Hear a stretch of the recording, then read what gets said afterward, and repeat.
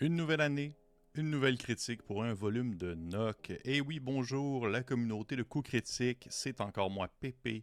Et encore une fois, j'ai eu le plaisir de recevoir un exemplaire physique du dernier bric-à-brac des Merry Mushmen, le Noc numéro 5. Et c'est en fait, c'est le livre dont je vais vous parler aujourd'hui, surprise. Pour celles et ceux qui ne savent pas de quoi je parle, je pense que c'est important de revenir un peu à la base du projet. Ce qu'est Noc, c'est quoi? Eh bien, Nox, c'est un compendium foisonnant et un peu chaotique, on va pas se le cacher, publié chez les Merry Mushmen, qui est une boîte française dirigée par Éric Nuedan et Olivier Revenu. Il s'agit d'une compilation d'articles, de tables aléatoires, de suppléments de jeux, d'aventures et bien plus encore, surtout orientés, disons, vers une mentalité plus OSR, mais pas que. Oui, parce qu'il y a une bonne partie des conseils qui sont prodigués dans le dit ouvrage que vous pouvez utiliser dans un tout autre contexte de jeu, peu importe le système. Il y a beaucoup d'éléments qui sont, on va dire, sans système ou système neutre, que vous pouvez vraiment adapter comme bon vous semble, surtout dans les tables aléatoires, dans l'utilisation de certaines techniques d'animation ou encore aussi même certains objets magiques qui peuvent être adaptables sans problème. Et depuis la sortie en fait du premier volume en 2020, la tradition nous offre alors environ un NOC par année et les très cool des Merry Mushmen m'ont encore fait parvenir l'ouvrage le plus récent, le numéro 5. Et comme mes autres vidéos qui portaient sur les autres NOC, l'objectif c'est de surtout ressortir les quelques articles qui ont plus titillé mon intérêt pour cette édition. Donc pour l'édition 2025, quel sujet, quel thème, quel article ou même quel artiste invité lors de la conception de l'ouvrage m'a vraiment intéressé, mais il y a quand même une nuance, il faut que je fasse une nuance. La grande majorité des articles présents dans l'ouvrage valent amplement la peine, mais je peux juste pas, on s'entend, là, mon but c'est de pas vous lire au complet, je pense que vous allez vous endormir à la moitié. Je voudrais quand même juste mentionner mes coups de cœur. Et on commence en fait avec une petite règle optionnelle, une entrée qui nous est proposée par Vagabond Dork avec le visuel de Arthur Rackham. Ça se nomme Goblin's Guide to Gutter Talk. Ça, je l'ai beaucoup aimé. Je trouve que c'est vraiment très chouette, très cool comme idée. On le sait bien, les gobelins, ce sont des créatures vulgaires, désagréables, qui ont vraiment les insultes au bord de la gueule. Et cette règle optionnelle-là, qui peut être adaptée encore une fois à plusieurs système de jeu médiéval fantastique, on s'entend, fait en sorte que si un gobelin atteint un certain niveau de sagesse, il peut posséder des capacités magiques qui lui permettent en fait de lancer des insultes à son adversaire et lui octroyer ainsi des malus. Et là, je pourrais vous en donner juste un ou deux comme exemple. Il y en a un, c'est Bristling Imbecile, qui va durer un tour et qui fait en sorte que la personne va comme littéralement recevoir un choc électrique de dégâts pour se faire insulter et il va perdre un des 4 de dégâts et ses cheveux vont se tenir, en fait, vont comme être ébouriffés puis il va perdre un point de sagesse quand même, mais juste pour un tour. T'sais, on s'entend, c'est pas nécessairement très long. Sinon, il y a également un que j'aime beaucoup, c'est Stumbling Buffoon, qui est comme un peu le traiter quelqu'un de bouffon maladroit. Ça peut durer jusqu'à 1 minute avec concentration et ça a comme effet que la personne perd un peu de sa coordination et qu'elle va, en fait, elle perd 2 points de dextérité pour une durée justement de, comme je l'ai mentionné, jusqu'à 1 minute. Donc ça fait partie des insultes aggravées, un effet d'insulte aggravée de la part des gobelins. Je trouve que c'est cool, je trouve que ça rajoute un petit côté espèce de petit côté un peu féerique à la chose, alors que parfois on cherche comment réinventer un peu le concept d'une créature. Je trouve que ça en fait partie. C'est un des articles qui m'a bien intéressé dans l'ouvrage. Sinon, un autre article que j'ai beaucoup aimé, il se nomme le Monster Checklist, qui est en soi une checklist que vous pouvez cocher afin d'évaluer à quel point est-ce que le monstre qui se trouve devant les personnages est oui ou non intéressant. Donc c'est, est-ce que par exemple le concept est unique, compelling et communicate. Est-ce que le concept est bien expliqué, est bien présenté au personnage, oui ou non? Et là, il y a une explication de qu'est-ce que ça signifie. Est-ce que le monstre peut être plaisant on va dire, à affronter? Et là, il y a une description de à quoi est-ce qu'on peut s'attendre ou à quoi est-ce qu'on s'attend quand on fait mention d'un affrontement qui est plaisant. Et là, ainsi, il y en a plusieurs comme ça qu'on peut cocher pour finalement se rendre compte, est-ce que les créatures qui vont se lancer sur les personnages, est-ce qu'ils vont être cool, plaisant, intéressant disons, à trucider. Ça reste à voir, tout dépendant de ce que vous souhaitez faire. Mais je trouvais que c'était un petit outil quand même assez rapide, assez simple et qui est aussi, encore une fois, très bien illustré. C'est écrit par M. Arnold K. et ça a les illustrations de Lee Han. Et ça, c'est vraiment cool en fait, hein, parce que chaque entrée a son auteur avec l'illustrateur ou l'illustratrice. Et parfois, c'est une seule personne.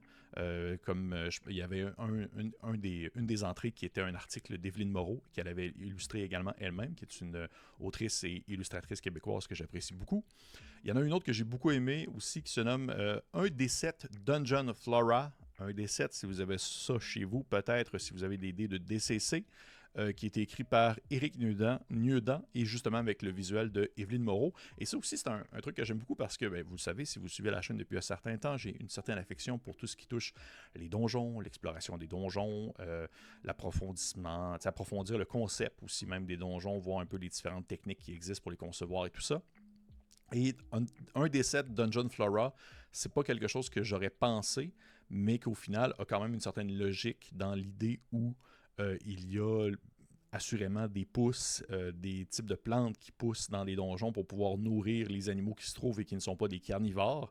Et là, ainsi, il y a 7 types de plantes superbement illustrées par Evelyne qui nous sont présentées et qui peuvent peut-être servir de nourriture aux personnages si jamais ces derniers se trouvent dans un endroit profond et qui n'ont rien à se mettre sous la dent. On ne sait pas, peut-être qu'il y en a aussi qui sont très très très poisons ou toxiques, ça reste à voir, mais je trouvais que c'était un des articles que j'avais aussi bien apprécié. Sinon, également aussi, il y a des aventures, comme je faisais mention tout à l'heure, il y a des aventures, il y en a une qui a été écrite par M. André Novoa, qui est la personne à la tête de la maison d'édition Game Omnivorous, que j'apprécie beaucoup également. C'est eux qui publient entre autres Moss Ritter, Frontier Scum, Vault of Varn, du moins la dernière version de Vault of Varn. Et il a sorti une aventure OSR qui se nomme Cayman Jet Caves. Et j'ai pas grand chose à dire sur l'aventure en soi, autre que c'est du 2 pages, ce que je trouve très cool. Une page avec le visuel, dans le fond, la carte. L'autre page, c'est les descriptions. C'est tout. C'est 8 salles que vous pouvez explorer dans une ambiance un peu Sword and Sorcery, un peu à la Conan, avec des créatures qui se nomment des caïmans. Si vous savez un peu de quoi je parle, c'est comme les mini-alligators et une créature mythique, une espèce de grande créature à 2 têtes de caïman avec aussi des 1000 pattes géants, autre chose du genre. C'était très chouette. J'aime beaucoup l'ambiance. J'aime ça, les donjons de ce genre. Il y a également aussi des classes pour les personnages, des classes qui sont compatibles à la base avec OSE, donc Old School Essential, et qui peuvent être adaptées à autre chose au besoin. Je dois l'avouer que c'est pas, je pense que c'est le premier NOC où les classes n'ont pas été dans mes favoris. Souvent, j'aime beaucoup les classes de personnages qui sont proposées dans les NOC. Et dans le numéro 5, rien ne peut être parfait. On s'entend, il faut trouver des petites choses ici et là. Et je dois l'avouer, dans le numéro 5, ça n'a pas été, on va dire, mon gros coup de cœur. Mais je veux quand même faire mention de la classe qui est proposée pour les Kobolds, qui a été écrit par A.C. Luke et qui a été illustré par Letty Wilson, qui est vraiment super beau dessin de Kobold. Je trouve que ça représente très bien la créature et qui est un genre de mélange un peu entre pas un rôdeur, mais plus un voleur avec certaines petites capacités un peu plus primales. Parce que oui, si vous êtes habitué avec OSE et autres jeux OSR du genre, les classes et races se mélangent. Ainsi, un kobold, c'est une classe, c'est pas juste une race, c'est les deux ensemble. Et en fait, ce que j'ai beaucoup apprécié dans cette classe-là, c'est plus l'espèce de petite proposition écrite par après qui nous fait un petit retour d'histoire sur les kobolds. D'où est-ce que ça vient? Est-ce que c'est un chien? Est-ce que c'est un type de dragon? Est-ce que c'est autre chose ou c'est tout ensemble? Je trouve que c'est un bel approfondissement sur une créature qui, au final, est assez récurrente dans notre univers fantastique à la Donjon Dragon, mais qui change de forme et de capacité au fil des éditions. Et finalement, dernier article qui rentre dans mon top, si on veut, en quelque sorte, de mes coups de cœur pour le NOC 2025. Il s'agit de Familiarity and Contempt, écrit par Joseph Manola avec les illustrations de François Maumont. Un article comme c'est présenté, c'est pas une table aléatoire, c'est pas des règles optionnelles, donc c'est vraiment genre un avis, une explication, une réflexion sur en fait le design des créatures, la mise en présentation des créatures et des monstres que nous affrontons dans les parties de jeux de rôle et comment celles-ci peuvent perdre un peu de leur magie et de leur impression de danger alors que nous jouons de plus en plus au jeu. Dans le sens que plus on joue à Donjon Dragon, plus vous n'avez pas nécessairement la même relation que vous aviez autrefois. Lorsque vos personnages rencontrent par exemple des gobelins ou des trolls ou des géants, il y avait ce petit effet magique qu'il y avait au tout début lorsqu'on débutait dans la passion et qu'on ne connaissait pas nécessairement encore tout ce que ça pouvait impliquer en termes autant de roleplay sur les clichés qui peuvent être véhiculés sur certaines créatures, alors qu'on finit par bien comprendre et connaître les règles qui peuvent, on dirait, gérer, que ce soit justement les différentes créatures, les différents monstres. On sait un peu à quoi s'attendre lorsqu'on affronte un gobelin. Et à mesure que les parties avancent, à mesure justement qu'on perd un peu de cet incroyable, de cette impression de magie, alors qu'on devient très familier, très habitué avec ce style-là.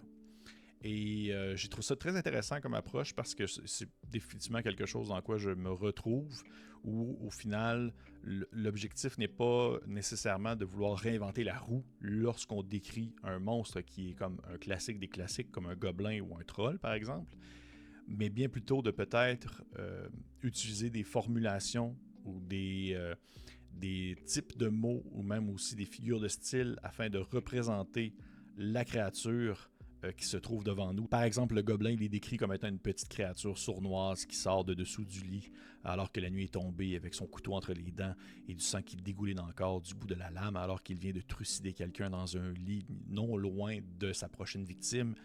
C'est simplement de vouloir un peu redonner une certaine lettre de noblesse dans la présentation de certaines créatures qui, avec le temps, perdent un peu de leur merveille lorsqu'on les aperçoit parce qu'on est tellement habitué de les affronter. C'est aussi simple que ça. On s'entend, ça ne réinvente pas la roue, mais pour moi, ça fait partie des petits éléments qui, j'aime ça de temps en temps, relire sur le sujet pour simplement me remettre les pieds dedans. Alors que je tente comme je peux dans mes parties de faire attention justement à la description des créatures ou de ne pas nécessairement les nommer comme ils sont dès que les joueurs vont affronter tel ou tel monstre, mais juste de se dire que parfois la description ou tout simplement de vouloir revenir un peu à la base sur ce que la créature est, ça vaut des fois beaucoup plus que de vouloir réinventer au complet le concept et dénaturer le monstre pour lui finalement lui donner une saveur qui fait en sorte qu'on ne le reconnaît pas comme étant un gobelin ou un troll.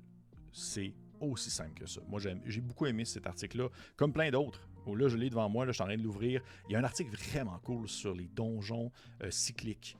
La génération de donjons cycliques, donc vraiment des donjons qui se répètent ou du moins qui ont une formule un peu en cercle. Et là, je trouvais ça vraiment chouette. Là, je voulais peut-être en parler, mais je trouvais que c'était vraiment comme un gros morceau qui vaudrait peut-être la peine de l'aborder dans une autre vidéo. Sinon, ben, il y avait justement... Il y a des tables aléatoires sur qu'est-ce qui est caché derrière une chute d'eau. Donc, plus de 30 entrées qui nous proposent différentes surprises à lancer au hasard. Des tables pour générer des types de chiens, des types de mules, de cheval que les personnages pourraient croiser avec leur nom puis leur apparence, des techniques pour écrire les donjons, des réflexions sur la prise de décision dans les parties de jeux de rôle, des rites étranges, on dirait la volonté, ou du moins qu'est-ce qui motive les méchants, et bien d'autres choses. En gros, Nock 5, comme tous les autres Nock, est pour moi un incontournable pour celles et ceux qui apprécient les tables aléatoires, qui apprécient le fait de pouvoir trafiquer, changer, modifier, retirer des règles dans différents jeux. Ceux qui aiment l'OSR, mais pas que, parce que ça peut être ouvert à plein d'autres choses. Je dirais qu'il y a quand même une certaine orientation plus pour le médiéval fantastique. Si vous êtes vraiment super fan de la grosse science-fiction à la Alien ou Mothership, c'est peut-être pas votre ouvrage de prédilection, là, je dirais. Mais tout de même, ça demeure que pour moi, comme pour bien d'autres, c'est une très belle ressource qui peut être utilisée ou juste lue.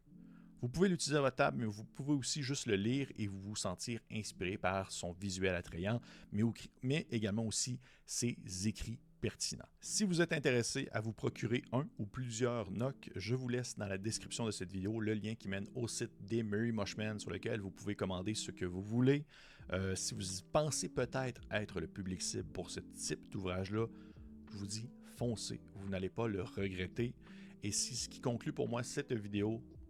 Un incontournable, rien de moins. J'espère que vous avez apprécié cette présentation. Si jamais ce n'est pas fait, petit pouce vers le haut, petit commentaire. Si vous avez des questions, ça me fait plaisir d'y répondre. Et pour les autres, on se dit à la prochaine fois.